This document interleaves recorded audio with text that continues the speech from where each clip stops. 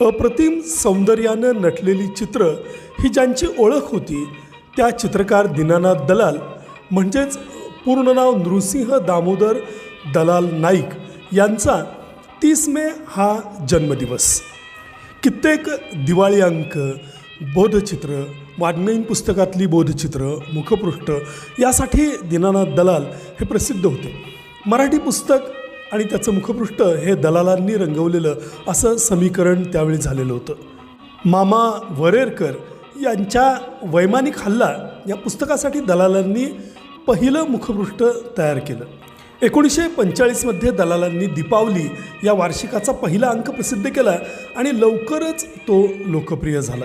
हे दर्जेदार साहित्य आणि दलालांची उत्तमोत्तम चित्र असत।